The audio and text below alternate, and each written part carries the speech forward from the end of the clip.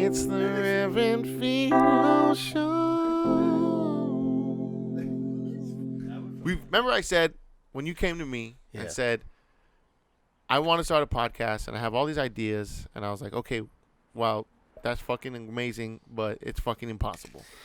And what we need to do is start here. We need to start small and grow to that point, because what you're conceiving, you wanted like a whole production. Yeah, I wanted like a whole like a house band and like this and that. You wanted to treat it more like a Tonight Show than like a traditional podcast. And I, because I have a background in recording, because I do music and I had a background in recording and this and that, I was like, what your vision is, it's not that it's impossible, but that's a lot of work. You need a lot of manpower, you need a lot of equipment. Oh yeah. And there's no way you're going to launch a podcast at that level. You have to. Well, I mean, I was at the beginning very optimistic. Not to say I'm not still, but yeah, in the beginning I had no idea what I was jumping into. I just knew I wanted to do something and do it. But especially like after doing a couple episodes, I realized what you were talking about, where like that was going to take a lot of time to get there. Because even like we were having issues. Like now we don't really we don't trip too much about like the computer stopping or the camera stopping. Our shitty equipment. Yeah, that like we you're use. probably seeing this podcast just happen right now, where the camera went off. Remember when we first started? Yeah. When we first started doing video, Yeah. And I did a video where we had a lot of like equipment failure, and and then I was at that time I was editing the video. You do all the editing now. Yeah. And I remember I left in a lot of those where we messed up. Yeah. Because I thought it was funny, and I thought like, oh, it'd be funny to see people see how we're struggling with actually putting this together, and everyone thought it was like, man, these guys really like, they just thought I was a shitty editor. They didn't realize that I did it on purpose. Well, the funny thing about that is people tiptoed around it because nobody, especially a lot of people that watch this are people we know. Right. So friends and fam. Yeah. So a lot of people how it starts. Were hesitant to like tell us like, hey, what the fuck are you guys doing? Yeah. What the fuck was that? Yeah. But most people. Yeah. Most people were like. It was on purpose. It was meta humor. Meta. A lot of people were just kind of like, hey, that episode was cool, but what happened here, or what was going on here? Like, hey, you guys could cut that out, right? Can't you? Yeah. Yeah.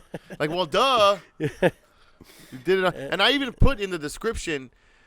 The guys try to get through their podcasts while their equipment is consistently failing. I tried to let people in on the joke, but well, what I've come to notice. Sometimes your jokes can't be too niche. Yeah. They can't be too inside of a joke, because then they're not. People don't get them. Yeah. Except for the insiders. And I noticed a lot of times too, like in the description. Like now, I don't know if you've read the description. Because, you do all that now. I don't even read it. You see, that's exactly what I was gonna say. People don't give a fuck about what's in the description, so I try to leave it nice. Because you try to write this paragraph. No, that's not true, because this is our podcast. Yeah. So I don't know. Like, I kind of get. If I watch us too much, or if I read too much into it, I'll start finding things wrong with it that I'll overanalyze it.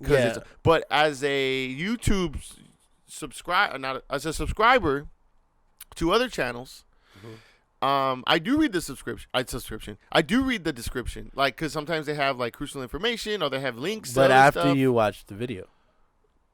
Most of the time? Yeah, I suppose. Yeah. I suppose. So that's my point. Not always. No, well, there's going to be exceptions. But what I'm saying is, like, even myself, I do this. I watch a video and then I won't even. Sometimes I won't even glance at the description unless they're telling me like, hey, there's a link in the description. Yeah, and I'm that interested, and I'll go to it. God damn it. And so.